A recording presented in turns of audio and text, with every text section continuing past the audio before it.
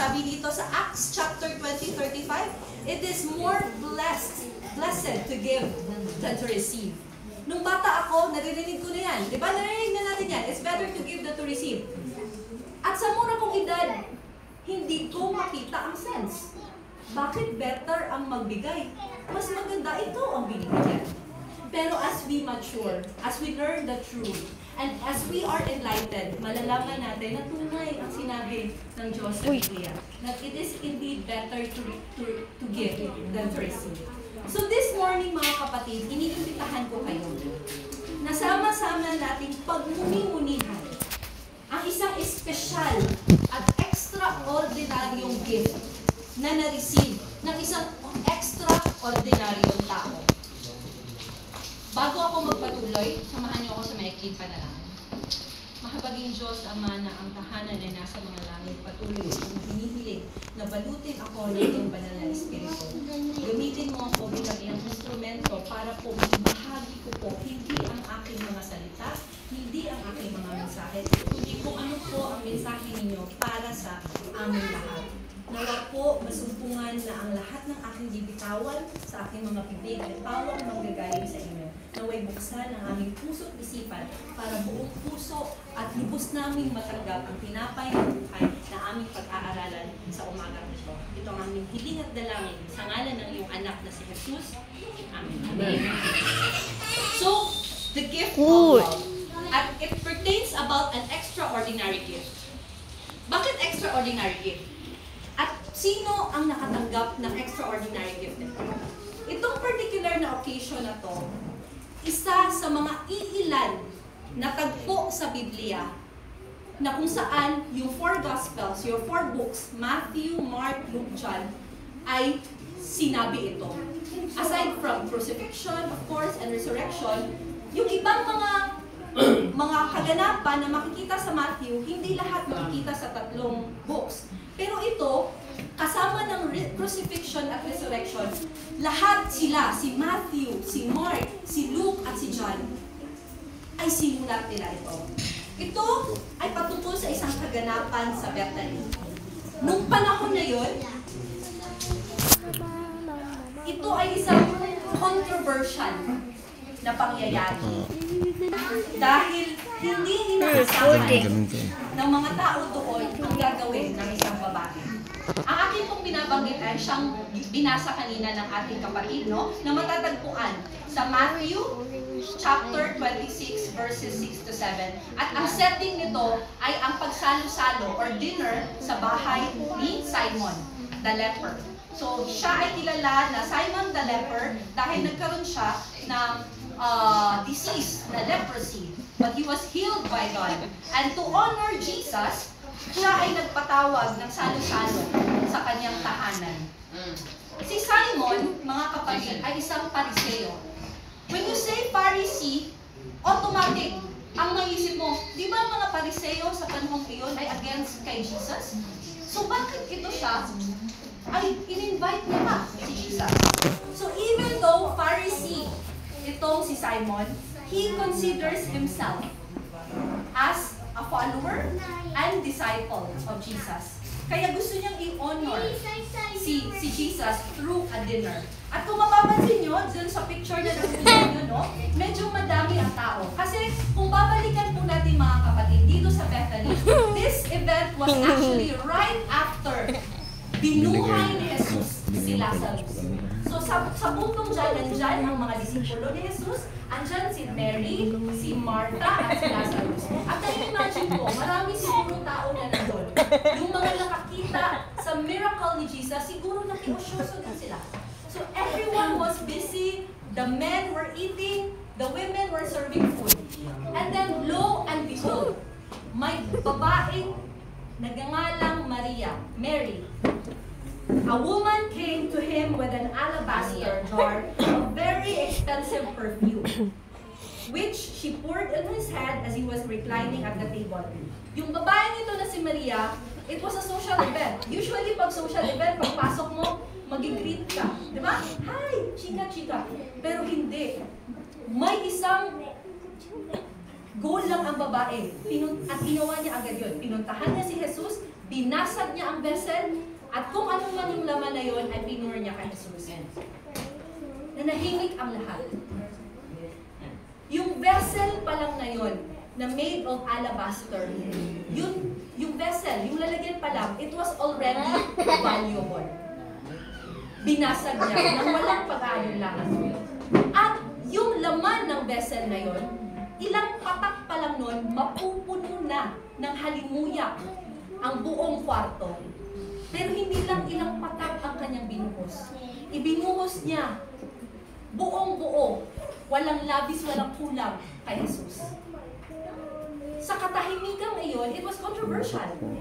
Sa katahimikan iyon, nagkaroon ng tension dahil may isang disipulo ni Jesus ang umalma at nagsabi, why the waste? Bakit ito sinayang? Bakit hindi na lamang ito binenta at ipinamigay, ipinamahagi sa mga mahihirap?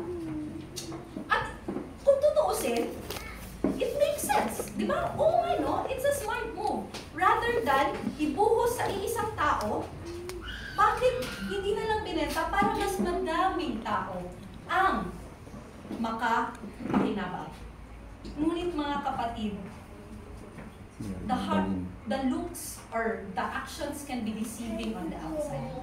And we don't know the intention of the inside. Si Jesus, nakita na niya kung ano ang intensyon ng babae, at ano ang intensyon ni Maria, at ano ang intensyon ng kanyang disipulo. So, instead of i-rebuke niya si Mary, anong ginawa niya? Ang ni-rebuke niya ay ang kanyang own disipulo. Sabi niya, let her be. Ang mga mahihirap, makakasama niyo pa yan ng matagal. Pero ako, andito ako ngayon. So let her be. At dito nga, makikita natin sa story nito na ang central character, of course, si Jesus. Siya ang beneficiary ng special gift na yun. Pero bago yan, tingnan din po muna natin yung dalawang karakter. Dalawang personalidad na may dalawang magkaibang attitude. Una, si Judas or Judas. Judas Iscariot. Actually, yung Judas or Judas name, it came from the word Judah. And the meaning of Judah is actually a beautiful name. It means, I will praise the Lord. Pero, sa mga nanay dyan, pangalanan niyo pa bang Judas or Judas ang inyong mga anak? No? Parang hindi na. Dahil alam natin kung anong ginawa niya. Yung betrayal, payangkis na ginawa niya kay Jesus. Pero dito pa lang sa tatlong ito, kasi hindi pa nangyayari yung kanyang betrayal kay Jesus sa Garden of Gethsemane. Dito pa lang makikita na natin na may nanumuunang negatibo sa kanyang pagkatao. Itong si Judas Iscariot, hindi niya pagmamay-ari ang oil, yung perfume na yon. Ngunit, siya pa ang galit.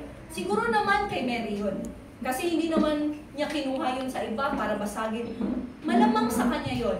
At yung perfume na yun, nandun ang kanyang buong kayamanan, ang kanyang dowry, ang kanyang future.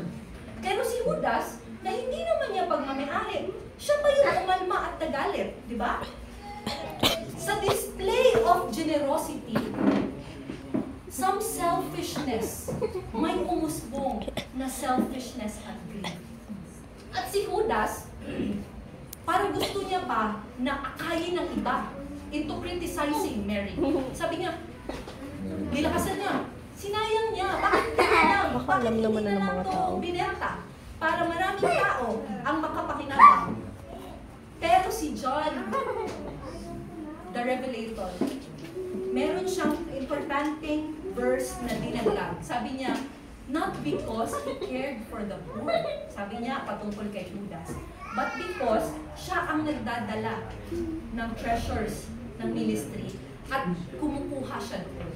So mga kapatid, nakikita nyo, sometimes on the outside, it makes sense na, oh ma, ikip muna natin ito para mas marami ang makinabang. Huwag muna natin ibigay. On the outside, it makes sense. On the outside, it is a smart move. Pero yung intention ng pag-keep, pag-withhold ng generosity is something negative. At dito nga, nung na-rebuke ni Jesus si Judas, Sinasabi ni Ellen G. White sa Desire of Ages, ito ang naging trigger para kay Judas na magpunta sa mga religious leaders at ipagkanulo si Jesus. Right after this dinner. Ngayon naman, in contrast, tingnan natin si Mary. Isang simpleng babae na, tingnan nyo, isang napaka-extraordinaryong gift ang ibinuhos niya. Alam niyo po ba ano yung worth ng oil na kanyang ibinuhos? Yung worth nun was 300 dinars at that time. It was equivalent to a household income. So yung mama mo at papa mo, i-combine mo ang household income nila para sa buong pamilya of 5 times 12. Kasi buong year, 1 year worth of household income. Kayo na po bahala mag-compute. No? Kayo na bahala mag-compute. Sa isang bagsakan, ibinuhos niya kay Jesus. Kahit ngayon yung ginawa, we would consider it as a very extraordinary gift. Di po ba? And even back then, lalo na dati. Di ba? Pero si Mary, marami siyang ipinakita dito na ating mapagkukunan ng aral, ng prinsipyo. At siyang ating magagamit din sa ating pagbibigay, sa ating act of generosity, at sa ating offering. At gusto kong banggitin ang mga 3 punto lamang, no, na siyang ating pagbulay-bulayan. Ipinakita ni Mary ang 3 ito. Ang konsepto ng God first, ang konsepto ng pagbibigay with joy and gratitude, at ang konsepto ng pagbibigay out of love. And those 3 things are basic things that an offering or giving should have. So isa-isahin natin, God first. Nabanggit ko kanina, it was a social event. Usually, pag social event, nakikipag-usap ka pa sa iba. Pero si Mary, ang kanyang priority, pumunta agad kay Jesus. Kilala niya kung sino ang nandun. Ang Messiah, ang Creator, ang Savior. So walang patutik-tutik. She made it a priority to go to Jesus and pour that expensive gift. Sabi nga dito, Mary, unlike others, had the opportunity to anoint Jesus' body before the funeral because she made her gift to Jesus a priority. Prioritize niya. Kinuha niya yung tsansa na yun. Di ba po, ilang beses na nagbigay ng hint si Jesus sa kanyang mga disciples that she will die on the cross. Hindi nila naintindihan. Pero walang nabanggit about Mary. Pero clearly, naintindihan ni Mary. Kasi she took it upon herself na at that point, ma-anoint na niya ang katawan ni Jesus bago pa man mangyari ang crucifixion. Inisip ko nga, di ba dapat ang pinaka-thankful at that time si Lazarus? Kasi si Lazarus at that time, kakabuhay lang niya. But no, it was Mary. Mary made it her priority to give that very expensive gift to Jesus. At tayo, tinatawagan tayo ngayon, make God our priority. Gaya ni Mary, huwag na tayong sumabit pa kung saan-saan. Si Mary, hindi siya pumunta doon na parang in-announce niya na, oh, may dala akong jar, may sagit ko. Wala. She did not, wala siyang kinuhang atensyon sa sarili niya. Bagkus, ginawa niya na, diretso. Whether or not, mapansin siya ng iba. Ang intention niya was to please God. The only time na nag-worry siya is that nung time na nag-stir si Judas na, ano ba yan? Dapat pinamigay na yan. Tapos yung mga tao, parang nag-agree kay Judas, doon nag-start mag-worry si Mary sa ano nga bang magiging reaction ni Jesus. Kasi para sa kanya, her intention was just to please Jesus, not everyone else. At kung nalaman niya na okay kay Jesus, approve kay Jesus, wala siyang pakialam kung hindi approve sa iba. Because God first. She was focused. She made it a priority to please Jesus. Second point, the joy of giving with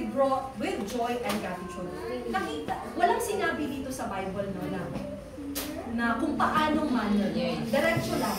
Pero makikita natin dito na walang pag-aalinlangan na ginawa yun ni Mary. Mary, I think, wala siyang asawa. Usually, di ba, pag wala kang asawa, meron kang i-prepare na dowry. Kasi dati, ang babae ang nagbibigay. Yes. So, may mga i-prepare kang dowry. So, kung wala kang dowry, mahirap mag-asawa dati. Pero siya, andun na sa sisidlang iyon ng kanyang dowry. Ang kanyang buong buhay, ang kanyang buong treasure, she willingly, joyfully, cheerfully, with gratitude, gave it to Jesus.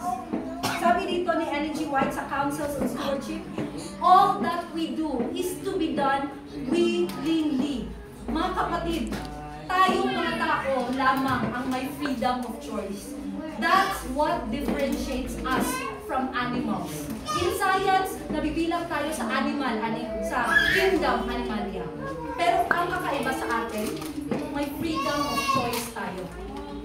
At ang will natin, sabi ng Panginoon, we have to do things willingly. We are to bring our offerings with joy and gratitude, saying as we present them, "O thine own, we freely give." We are encouraged, tinatawagan tayo to come to the Lord with hearts of overflowing with thankfulness and gratitude. And i-manifest ang appreciation of God's bounties. Nabanggit ko dati, di ba, sa una kong message na I started giving my tithes and offerings, not understanding the basics. At as a result, I was giving, but I wasn't giving it cheerfully. Di ba po, nabanggit ko, if naalala niyo. At years din yun, tumagal yun na years on, off, na feeling ko parang ang bigat, parang hindi ako masaya. At hindi ko rin po na-feel yung blessing. Oo, kasi po, ganun po yung parang pang-grocery na to or parang nadungli yung tax ko ganun po, umabot po talaga ako sa punto na yun.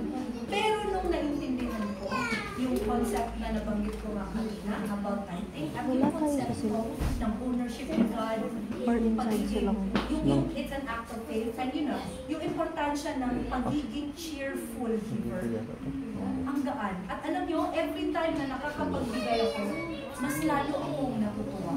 At hindi ko na mamalayan, gaya nga nung nabanggit ko, hindi ko na mamalayan. Napansin ko na lang, alam, lumalaki na pala. Kasi makikita mo naman sa tithes mo parang, ay, amazing, hindi mo mamalayan. Pero nung time na nagbibigay ka nga, pero hindi ka cheerful, kahit anong kayod mo, pagod ka, ibinibigay mo na lahat ng energy mo, akala mo sapat na, pero kulang pa rin. At you don't feel the blessing, the presence niya. So napaka-importante na konsepto ng joy at gratitude sa pagbibigay. The last point that I wanted to make is that it should all giving, our offering, should always be out of love. Hindi dapat. Maraming tao na nagbibigay dahil they feel obligated. Maraming tao na nagbibigay dahil lang may ginawa silang masama. They feel ashamed. They feel guilty about it. Di ba? Maraming tao na nagbibigay dahil gusto nilang makita. They must be seen and revered. Parang pride na nagbibigay ako Gaya nga nung, I forgot the specific verse, naalala niyo yung dalawang nagpre-pray, tapos yung isa, Lord, I'm sorry, tapos yung isa, Lord, nagbibigay ako ng tithes, no? Pinupuli niya sa sarili niya. So, may maraming rason kung bakit tayo magbibigay sa Panginoon. Pero ang hinihingi lang ng Panginoon sa atin ay magbigay tayo out of love.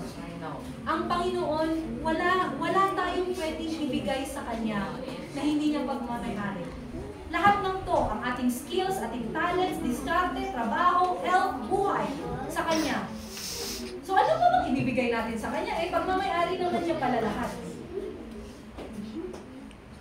Ang tanging mabibigay lang natin, ang ating pagmamahal. Ang ating willing, loving hearts. Kasi, if we willingly pour our love through our giving and offering, that's what matters. Sabi nga dito, ang motibo dapat sa pagbibigay, gaya na sabi ko, hindi guilt, hindi pride, hindi obligation.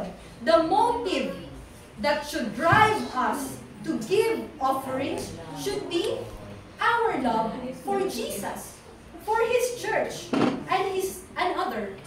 Sabi nga dito sa Matthew 6:21, for where your treasure is, there your heart will be also. Saan ang inyong treasure? Hindi lang ito about pera, mga kapatid. Yes, part is pera. But whatever you consider valuable, do you consider your time valuable? Do you consider your skills, your talents, your gifts valuable? Of course, the money is also valuable. So where do you put it? Because where you put your treasure, there your heart will be also. Sabihin mo sa akin saan mo nilagay ang treasure mo. Doon ko makikita ang puso mo. Mga kapatid, nung nabasa ko to, sobra akong, sabi ko, akala ko okay na yung tithes. Akala ko okay na. Kasi ang tithes, very clear, 10%. Walang pagdududa. 10% sa Diyos. It is our duty to Him as our Creator. The 90%, we have the freedom kung papaano gagamitin. At ang offering, in-institute siya for a reason. Ang offering, walang limit na nilagay. Walang mathematical na number. So, paano natin i-measure ang ating offering? Kung wala binigay na number ang Panginoon. Our offering, our giving, should be measured and should be determined by our gratitude and love. How much do we love God? How much are we so grateful to Him? That should reflect on our offering. Mga kapatid, not our tithes. It is our offerings that show how much we love God. Si Mary, siya ang model ng generosity, ng tamang offering. Something very extraordinary. She considers very valuable. Ibinuhos niya sa ating Panginoon dahil kinikilala niya ang kanyang nasa harapan. Sabi ni Ellen G. White, without pure love, the most expensive offering is too poor for God to accept. Kung walang joy sa pagbibigay, kung walang gratitude sa ating pagbibigay, at lalong-lalo na, hindi nanggagaling sa isang lugar ng pagmamahal. Kahit libo-libo pa yung type offering mo or type, it's too poor for God to accept. Kasi sa totoo lang, hindi naman talaga kailangan ng Panginoon ang ating tithes and offering. Ang gusto niya lang ay makita through your tithes and offering, and through offering, how much you love Him. And in that process, nahihil ka rin sa iyong own selfishness and greed. Kasi mga kapatid, parte talaga ng nature ng tao ang pagiging selfish. Studies show na at 2 years old, ang bata pa lang may konsepto na ng ownership. Di ba pag silang pa lang natin, yung mga kamay natin, hindi naman, hindi naman eh. Makaganon. 2 years old pa lang, meron ng concept of mine. That's mine. Kaya nga tinuturuan natin yung mga bata, sharing is caring. Kasi nakikita na natin sa bata pa lang, there is a concept of selfishness. Pero ang offering, in-institute yan to heal heal us from our selfishness.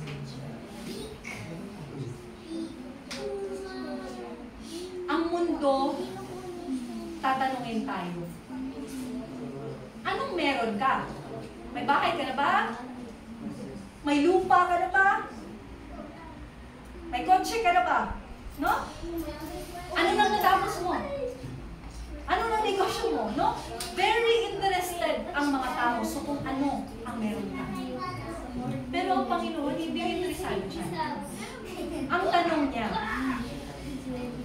ano ba ang ginagawa mo sa kung ano ang meron ka? Mga kapatid, ang aking dalangin, kahit ako, dalangin ko rin ito sa aking sarili, na sa ating offering, sana mag-reflect talaga kung gaano natin kamahal ang ating Panginoon. At ang aking dalangin, huwag tayong maging kagaya ni Judas. Ang aking dalangin, na gaya ni Jesus, maibuhos natin sa Kanya ang lahat dahil ang buhay niya rin mismo ay ibinigay sa akin. Ito ang aking dalangin para sa lahat. Amen.